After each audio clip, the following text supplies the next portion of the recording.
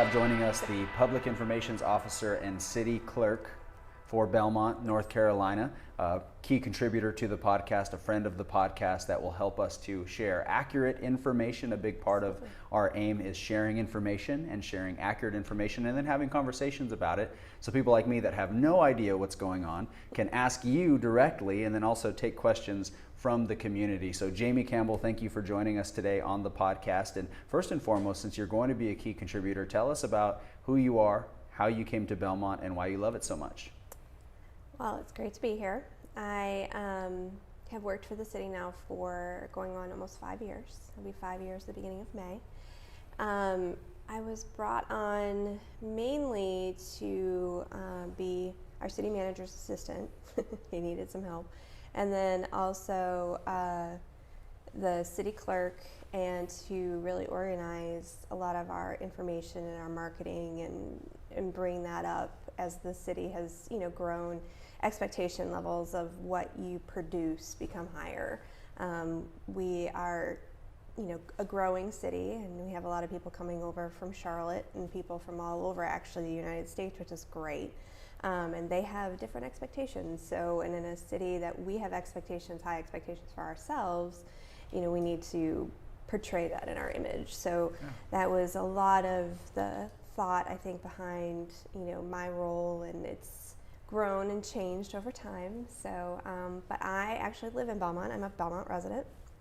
I live here with my husband and my 2 kids. They're 5-year-old twins, and I helped my husband actually buy his first house. It had a Belmont address, but was in Mount Holly, but it was really close, and we just fell in love with Belmont. His parents, and he graduated from Gastonia, so he didn't want to go quite back to Gastonia, but wanted to be close to his family, so we ended up in Belmont, which worked out for me because I absolutely love it. And I was actually on maternity leave from my last job, and this job came open, and my husband was like, this would be a perfect fit.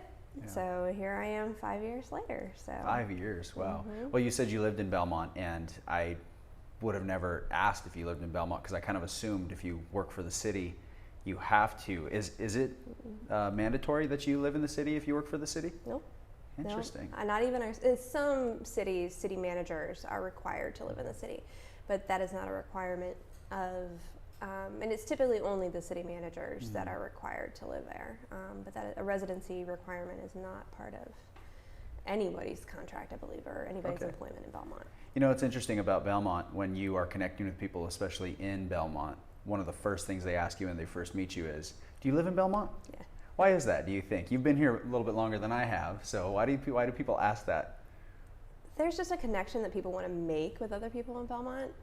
Or I ask that question a lot because especially when we're, in downtown for events. I was decorating for the pavilion in Stowe Park for Christmas, and I was there really late, and we had the new Santa chair out, and I had so many people come up and say, oh, can you help us take a picture? I'm up on a 12-foot ladder, and I'm like, sure, I'll get down and move it and take a picture. But I love just, hearing why people are coming to Belmont, if they're from Belmont, what they love about Belmont. But if they're not from Belmont, how often do they come? Is it their first time being here?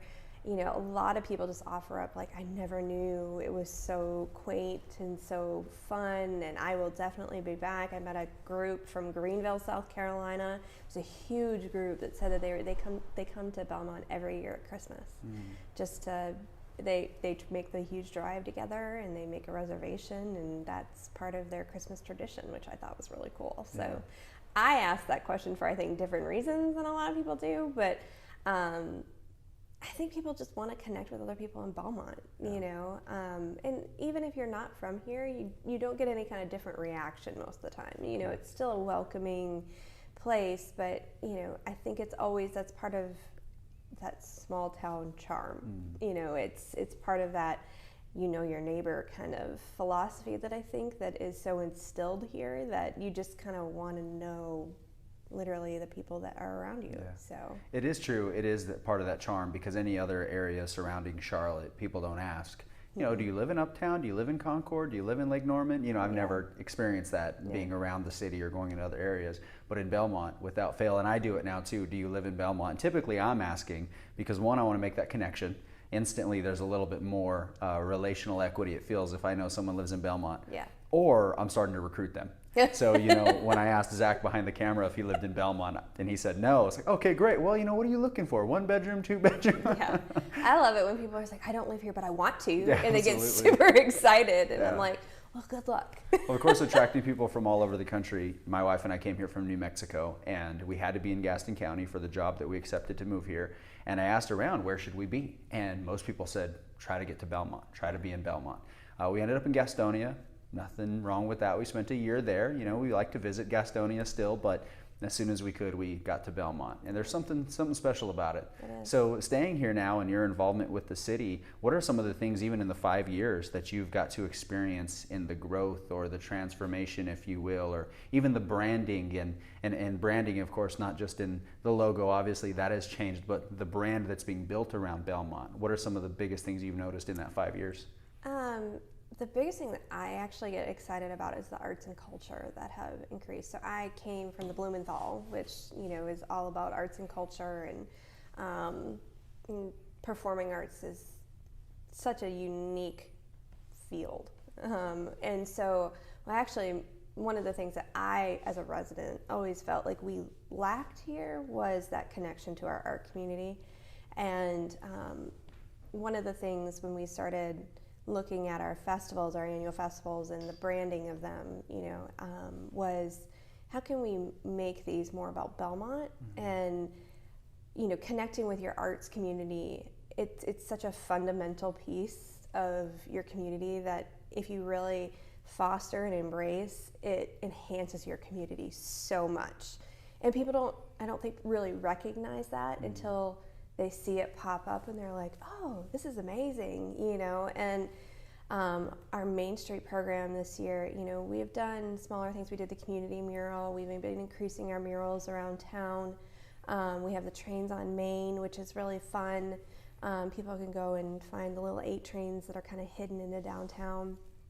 But the Moonlight on Main event that was held this past fall was just kind of, the tip, just that was what we've been building up to, and it couldn't have been a bigger success than what it was. And just the amount of people that came from all over to our small town, to see the moon, and my kids every weekend, I want to go see the moon. I want to go see the moon. I want to go see the moon. Mommy, when's the moon going to be back up? Yes. So and they just love just sitting in it, like just sitting down behind the pavilion on the hill and just sitting and staring at it, which 5-year-olds, their attention span isn't really that great. So for them to want to do that, I think that really just tells you how different, it interacts with so many different people, and that's the one thing that I have absolutely just enjoyed seeing and being a part of is the growth of the arts community. And we have theater in the pavilion in downtown, and the infrastructure and the investment in the infrastructure that we've that the city council and the staff have worked for over the last few years into our parks.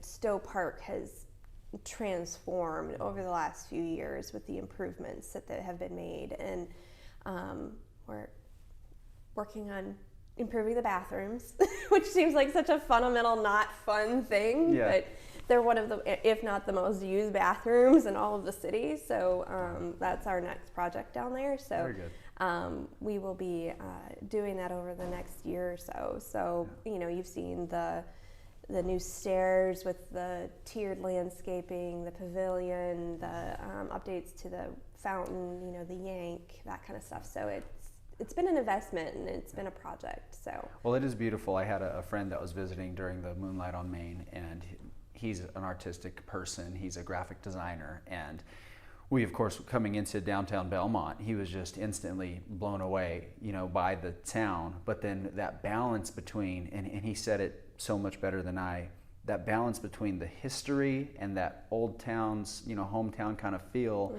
but then this huge art exhibit. There's such a great balance there that I think really captures what Belmont is. And you mentioned your 5-year-olds being, having poor attention span and just being enamored by the moon. I'm 28 and I have probably their attention span, and I just couldn't help but sit and stare at it. So it was really great. And of course, we'll have Phil on to talk about the Main Street program and all the things that are happening there. But that artistic culture and the arts and the culture and how that has really become a part of Belmont is now, it's expected, and it's a good feeling towards it. So thank you for what you've done thus far to create a home for all of us to come from all around the country and call Belmont home now. And thank you for, of course, being a part of the podcast, because again, sharing information, sharing real-time and accurate information was a big part of the reason for building this platform, as well as capturing stories. And so we wanted to have a direct line into the city, and thank you for your involvement and what you've done to help to make this come to life, and of course your time. So with that, we'll talk about a big hot topic right now. For those that are following along on YouTube, have seen on the screen, since we started recording, or since you joined us, we're talking about the middle school.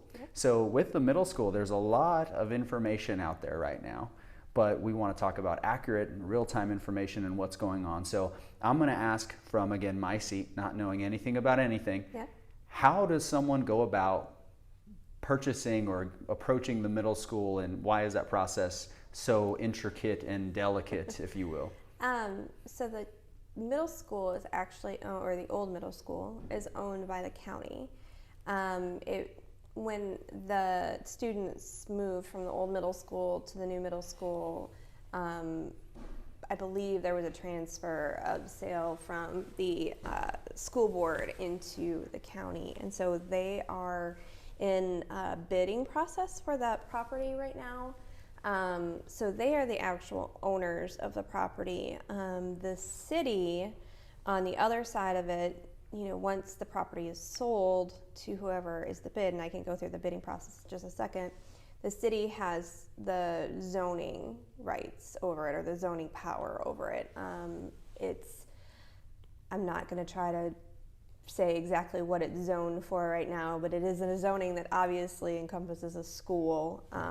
There are some complications with the fact that it was so old and some of the new requirements under the current zoning. So the city council will have some decisions to make when something is presented to them from the new owner. Okay. But the bidding process is an interesting process.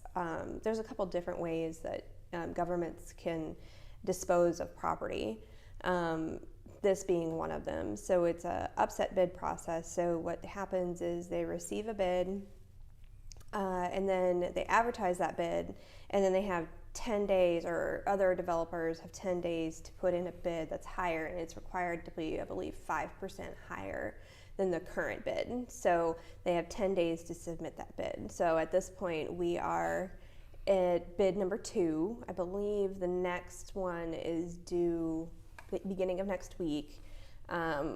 We have kind of some thought processes, probably going to go through a couple more bid processes, but it's at 2.75 million right now. Yep. So that bid was submitted on February 9th. So 10 days from there would be, I believe, the 19th. There's different statutory requirements of whether you count the weekends or not, and I haven't looked up that one. But so how do they get to this date then? February 21st. So it must be, so my guess is that a Monday. My guess is that the 10 days fell on a weekend. Okay. And so obviously you can't, if the government isn't open, you can't require someone to submit a bid if they're not there. So they would have moved it to Monday then. Okay. Is my guess is why they did that. But it's, in the hands of the county at this point. So with this kind of process, which is quite a great business model, you have to be at least 5% more. So, they're really protecting their upside there. With this model, can this just go on forever, or is there a timeline where, okay, we have to make a decision, or can this really go on into eternity? Yeah, I mean, I don't know of a process where it could stop it. Wow. It seems kind of crazy, but eventually, I mean, it will reach a high peak. You're not going to get people that are going to pay more for it. Mm-hmm. So because the property just would not be worth their time to pay what it eventually could get up to. But yeah. Well, I did notice on the website that there's some information on appraisal. So what is it appraised for? Do you know off the top of your head? I believe the appraisal came in at $2 million. Okay. They can look up the appraisal on the Gaston County website. And for those that are seeing this on video, we're looking on the Gaston County website. They have to post the bid. So there may be a chance that by the time if no one outbids this, by the time we post this episode, the middle school's already sold. It's possible. It's possible. Do you foresee that? Do you see someone coming in and bidding again? Yeah. Okay. Yeah, there's been a lot of interest in the property, and there's been a lot of tours. So, and I know the county feels like there's probably going to be a couple more rounds, so we would be probably very surprised if this was the winning bid. Good, I hope not, because this podcast would be almost pointless if it's sold by now. Yeah. But, okay, so then to clarify, the county owns the middle school. Yes. But the city has the say on essentially what it can be because of zoning. Correct. Is the school board at all involved in any kind of decision? So it's just county and the city? Nope. So are there any misnomers about how it's sold right now? Do people in the community, from what you've understood, have things that maybe they're believing that are false about selling the middle school that maybe you can speak to? I think in the beginning of the process, people were confused that the city didn't own it. Okay. That was surprising to me. Yeah, as well. and that they didn't have more control over it. So, fun fact, schools in Belmont and in the area used to be owned by the city, actually. And I'm pretty sure when this one was built, it was originally owned by the city. And it used to be a high school. It was Belmont High School to begin with. And then when they built South Point High School, they moved this. But cities used to, before the county structure of schools was put into place, a lot of cities owned schools. Well, the problem with that is the disbursement of equity. You can't,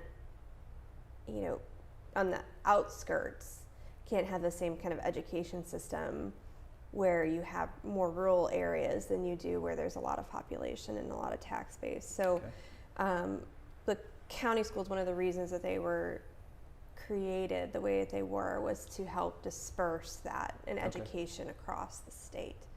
And so in comes the county system. And so this property, I believe at one point in time, was owned by the city, and then it was owned by, they sold it to the county. This would have been quite a few years ago. Okay. And then I believe that the school boards actually own the properties, which is, they're a different entity too. So it's kind of an interesting, if anybody ever wants to dig deep into it, it's an interesting kind of dynamic the way that it is. But so this property has been a very, very big piece of our community for a very long time. And when the city council actually met at their annual retreat, we had a whole section of them discussing what they would like to see about done with this property.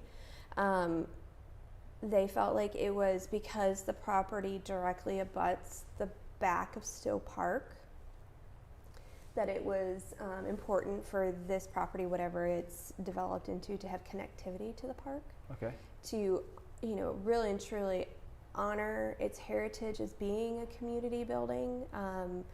There was a lot of talk about, because, obviously with a developer, probably your highest and best use is going to be homes. It's going to be condos and that type of thing. But there was this big want, and I thought it was very interesting, this big want from not only the council, but I think our community, that it stays a community building. It stays accessible to the community. So if it's just homes, the public's just not going to go in there. But if it becomes something else that the community can access, they still have that connection to it. And there's so many people, I've loved when we've posted things about it on social media, I've loved hearing people like, oh, I went to high school there, or I went, went to middle school and this teacher, I love this teacher, or the fun memories they have of the different areas in it.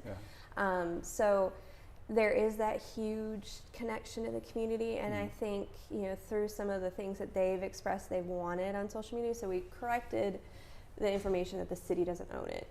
And we've told them that the city, does have some authority as far as we do have the zoning authority to it. And so people were talking about being a museum, or people really want a library, but the library system is actually run by the county too. Okay. So the county would have to do something with, that. So the city council has come out and they've given a list of things that they would be willing to consider in a rezoning request. And what's really important is because before, so the first bid that came in, they didn't have this list. Okay. And so they were taking a very big risk of putting in that bid because they didn't know what the city council would even consider. And so now that this is out there, the county's been very appreciative of the council putting this together, because this gives them some parameters. It's not telling them these are absolutely going to be approved, but it's something that they're willing to consider, and they're willing to work, with the developer in the process to hopefully come up with a product that not only the developer will be really happy and is successful with, but what the community is really going to want and need. Well, with these things, I do want to go through this list and really get some thought and some heart behind them as to why we landed here, which I think are all great uses. But one thing that I've said and continue to say is that Belmont has a special way about honoring the past and the legacy and what was, while also thinking about what could be, right? Or thinking about what could be, but how do we continue to honor the past? Right. So even what you're sharing there is, and I see it here on the website, so cityofbelmont.org, you can go to this article and see exactly what's listed here. This is the website that we're looking at. Must include keeping the original structure built in 1938. So that's a must. These are things that we would like to see, but that's a must. So again, that I think should bring a lot of peace of mind to the community to say what the city is willing to do, but again, also building some trust and rapport. I do hope that this podcast helps to do that as well between you and the city. And so I do want to go through this list to talk about exactly some of the things that are, I guess, how would you word that? Maybe recommendations or the things that you would consider. Okay. Yeah, so the things that you would consider there. So we have here for the school boutique hotel, and then mixed use that could include retail, commercial, offices, upscale condos for purchase only, co-working spaces, a food hall, and civic use such as new space for the local library and or historical museum. So even though people want that, and you were saying earlier maybe some hesitations there, it's still listed here. So tell me about how you landed on this, and of course we don't need to go through necessarily every one, but how did we come to this list here as far as what we'd like to see, what the city would like to see in the Belmont Middle School? Yeah, so the boutique hotel, the biggest asset to this property, or the biggest plus to this property, is its distance to downtown. And we don't have a place for people to stay. We don't have a bed and breakfast or a smaller boutique hotel in downtown. And so you look at a big property like this, and that's why I think a lot of people, when they look at it, they think condos or apartments because of how it is and how it's structured and kind of the classroom style. And that's kind of, I think when people think it's like the easiest reuse. A boutique hotel does that too. But it's just, people that are going to be staying and coming and spending money in downtown. And people love coming here for weddings. They love coming to the area. We, have a lot of great things in our area. We're super close to the airport in Charlotte. So there is a need for something like this. We have a lot of, in Gaston County, we have a lot of general hotels, but there's something fun about something that has character. And in Chapel Hill, they have a building right right on the campus that has been turned into a hotel, and people love to stay there because it immerses you within the community and within the downtown, and you're right there within walking distance. So I think that's a huge plus for something like that. Well, and then again, it keeps that connectivity with the people's families can stay there during the holidays and during other big family events, or when they're just coming to visit, and so there's still that connectivity to the community. So I think that was a big draw, but also mixed uses, obviously retail and commercial is pretty self-explanatory. Offices, upscale condos, so they weren't very interested in seeing apartments go there. One of the things that actually would be the best use for the property, and I'm saying the property and not the building, is actually to demolish the whole building and to redevelop that whole piece of land in a way that utilizes all of it. Obviously, with a statement that the city council would consider partnering with any redevelopment plan must include keeping the original structure built in 1938. There's a lot of misconception that because I believe it's on the historical registry. I'm not 100% sure about that, but that because it's on that, it can't be torn down. It can. If there was federal funding tied to it or other things, there would be reasons why it couldn't be, but I don't know. I'm not familiar with anyone that would keep it from not being torn down. So from the city's perspective, when you say the best use would be to just start over, that's not the city perspective. Right. That's a developer's perspective. Okay. I wanted to make sure I brought that to light, because the way you said it was Jamie thinks it should be demolished, and I know that's not true. It's a real estate term. I'm sorry. It's a real estate term of, really highest and best use. Yes. And so, I thought it was really important that the city council put that statement out there. There were additions to the building that are off the back of the building. So the original structure is the middle part, which is the classrooms in the main building, and then there's an auditorium on one side, and then there's a gym on the other. Yeah. So that would be the building that they would want. It's the original structure that was put up in 1938. Well, being fully transparent, upscale condos and apartments, from my perspective, would seem to cause the same parking issue. Correct. So how do they differ in the parking issue, or why upscale condos over apartments from the city's perspective?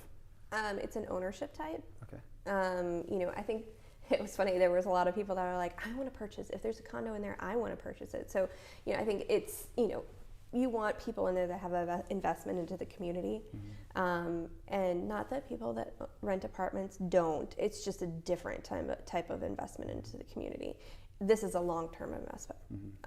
And so I'm not going to, go into kind of their thought process on that, but I do know, because it's just ownership. You own it. You have a piece of it. It's, still the people in the community have a piece of that. They have ownership in it. So I think that was what was important, but they would have to individually tell you why they really felt like that was important. Well, I do think that, there's a cause for speculation. And so I'd rather, again, get ahead of the question and ask personally, because then there's also consideration, again, taking things into context. Chronicle Mill is almost complete. The Morris is coming in as well. Things that, of course, we'll discuss on other episodes. But those are apartments, and those are providing for that. So it's not saying we don't want Zach to move in and be able to rent near downtown. We're saying the Chronicle can do that, and a condo that's for purchase in the middle school can meet another need. Yeah, and I would venture to guess that there's a connection between owning it and still keeping that community connection. So not that people that would rent wouldn't have a community connection, but I think that my guess is there's probably a connection mentally to that. Probably because there's probably a lot of people here that would want to buy a condo. They're downsizing, and and having mixed use types like that and ownership types is important, because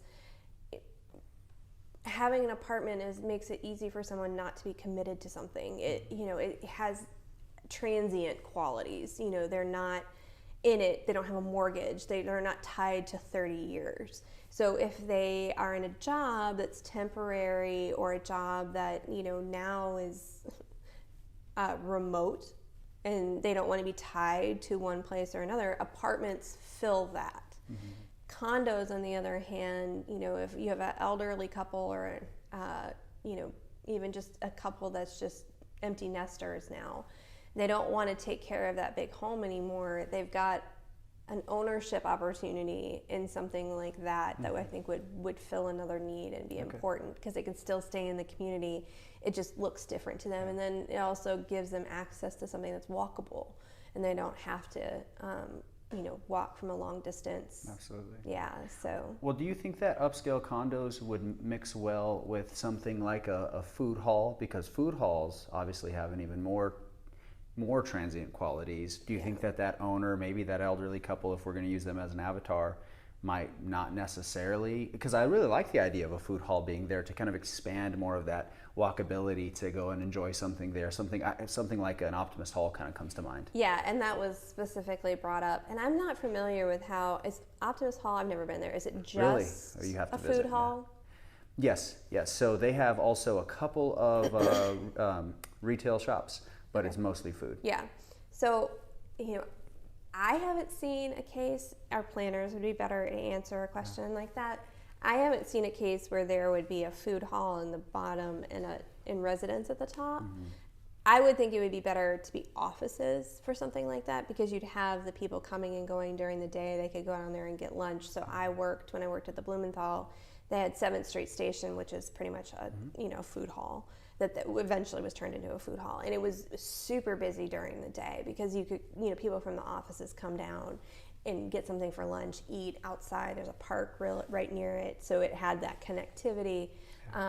So I would think that would be a more popular option than apartments. But again, I'm not familiar with trends in that way, so our planners would probably be a little bit better at answering a question like that. But that's just kind of from my perspective as Jamie, resident, kind of knowledge of real estate kind of thing. Well, I think with even the mixed uses that are available, there are retail, commercial, offices.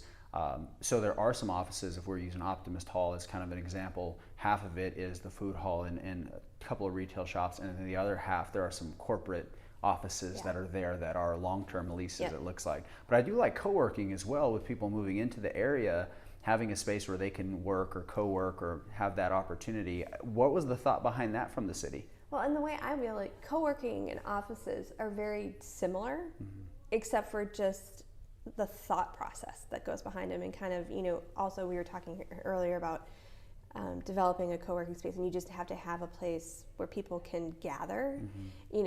Offices are very similar in that way. It's just, I think co-working spaces have more of an emphasis on growing a community within a building, basically. Connection and collaboration between people that don't necessarily work together. Exactly. Yeah. So, that common space is what's really important in a co-working space. You achieve the same things in an office versus a co-working space.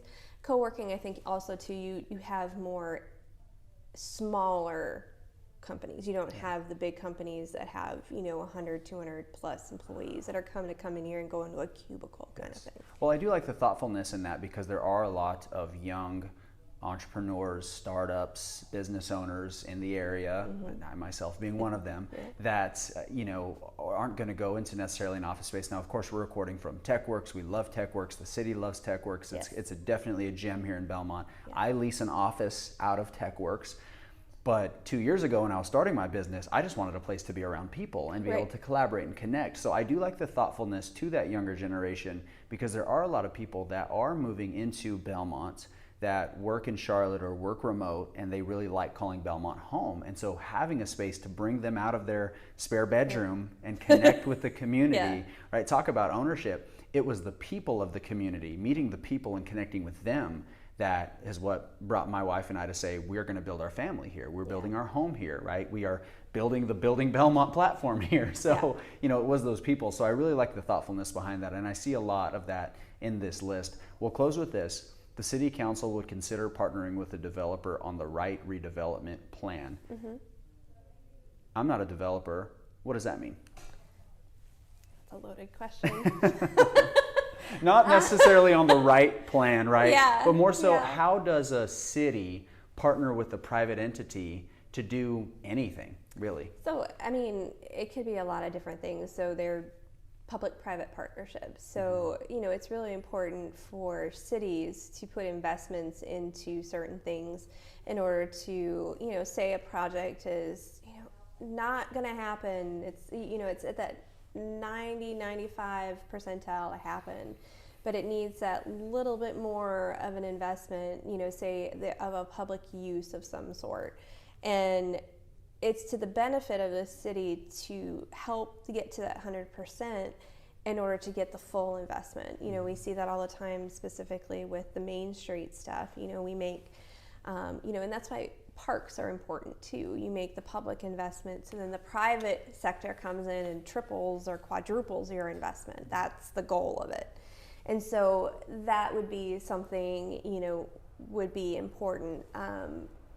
I'll go ahead and say, because it was a public meeting and it was talked about during this, is, you know, there is a big interest from the city for the bookends of the middle school, particularly the auditorium for a public performing arts venue. It has the bones for something like that. Again, goes towards their goal of having that connectivity to the community still having that access to it. So, you know, it would be, you know, things like that. You know, you brought up parking. Well, parking in downtown's a big issue. You know, and I'm just speculating here, but just, you know, thinking in kind of examples of how cities have connected with developers or, you know, partnered with developers in the past. You know, maybe it's a parking lot, or maybe it's a parking deck where a certain amount of spaces are public, and then the rest of them are used for the private use. You know, so it looks different in a lot of different cities. Some of it's like, you know, a reinvestment into a development that's right on the outskirts of a busy downtown area, but there's some connectivity and there's a project that the city has needed that they wanted to, and so in connection with that, they work with a developer to blend the two, and, you know, whether that's streetscapes or a park or, you know, so they're working together with the developers in order to make the project better. And then investing in those public uses, it typically has to be a public use because it's tax dollars that are going towards a project. So it has to be something that gives back to the taxpayers typically.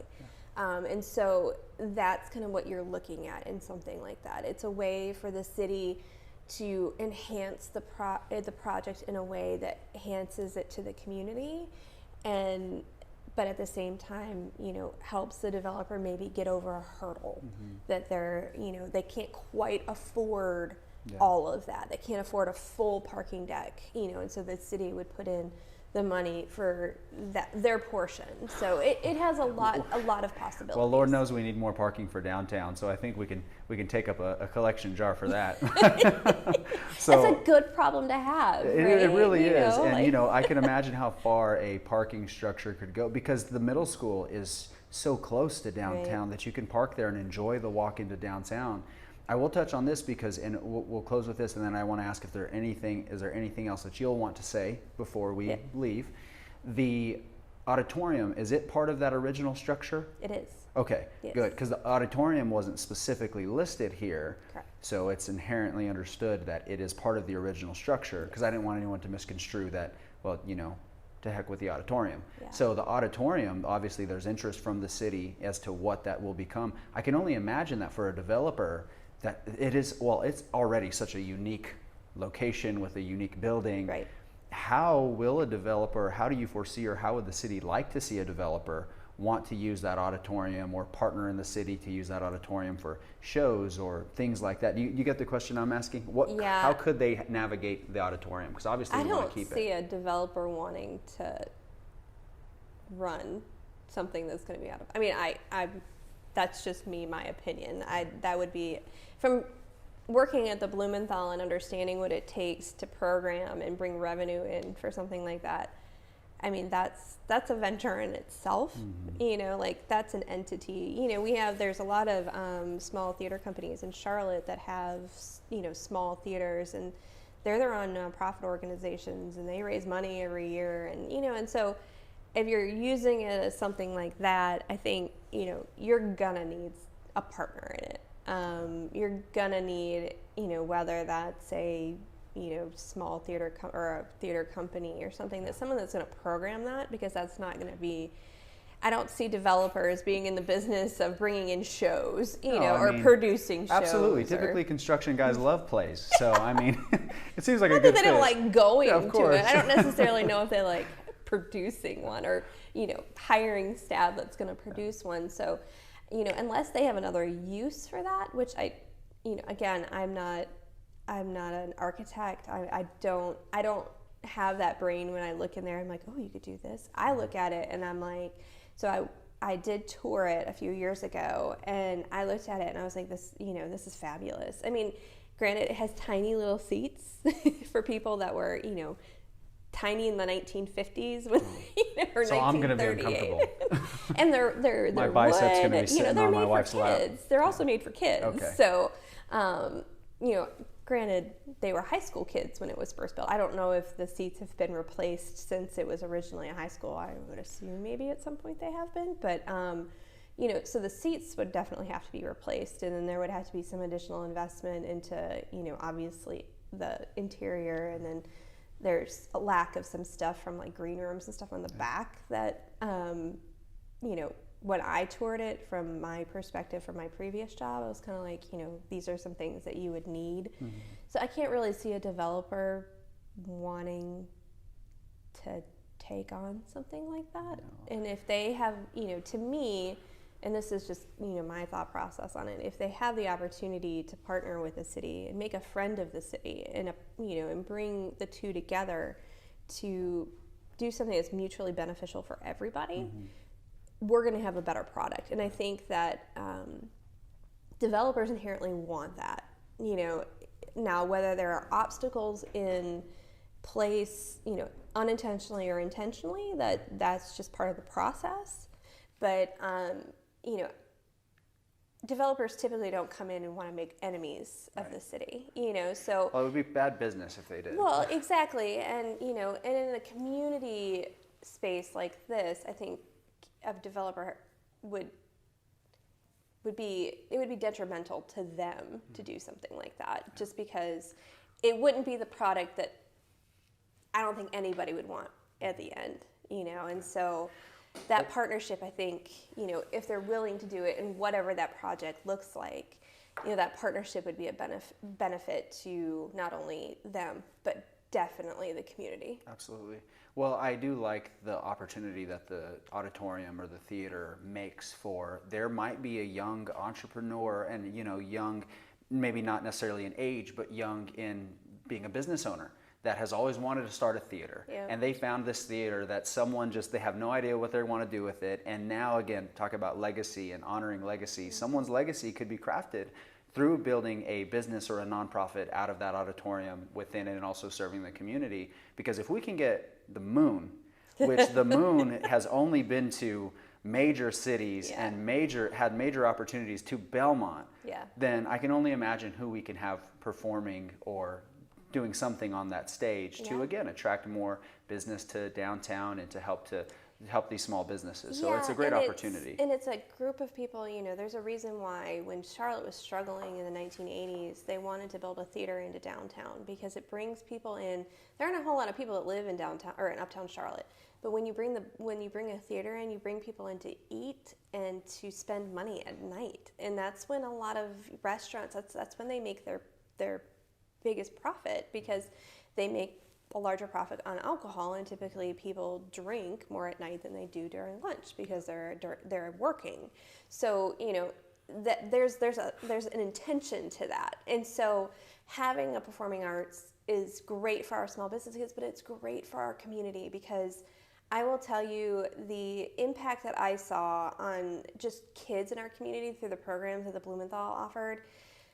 Because there's so many different types of art that are involved in performing arts, it enhances your community that much more, because you give those kids an opportunity to say, you know what, I didn't have this before, but I can go and perform, and my mom and dad can come see this show. Mm-hmm. I can build the sets, I can do the audio, I can play an instrument, I can write the story, I can produce the story. All of those are different types of art. Yeah. And so, it encompasses a huge part of our arts community and as a whole. And so that, to me, is a huge win for our community if something like that were to come to fruition with a project like this. Yes. So that's just, my want as my personal. A ton of potential, because, again, something I assume any developer that's thoughtful in their building or their planning is going to some way, because they're in Belmont, honor the middle school. Yeah. So, and of course it doesn't have to be the theater, but I could see something like the theater being named the middle school.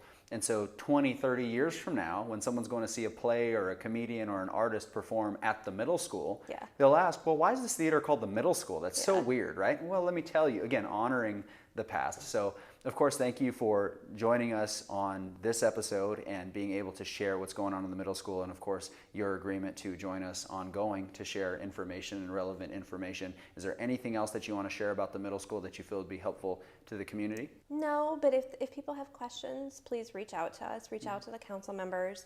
You know, they're going to have individual opinions on what they would like to see over one or the other, and if people in the community are passionate about one or another, let the council members know, you know, because the decision is going to be in their hands ultimately, most likely, unless a very bizarre circumstance were to happen. Reach out, let your wants know. We can always, through my office and through the city manager's or the administration office, let them know if you're not comfortable reaching out, but all of our contact information is on our website, so you can email them or call them. They love to hear from the community. You know, this is a community project, and you know, I think that was very clear in the conversation that they had, was this is a community building, it is a community project, and you know, that they're looking forward to seeing what the possibilities can be. Awesome. Well, thank you again for your time today, and thank you for all that you have done to support the community so far. Absolutely.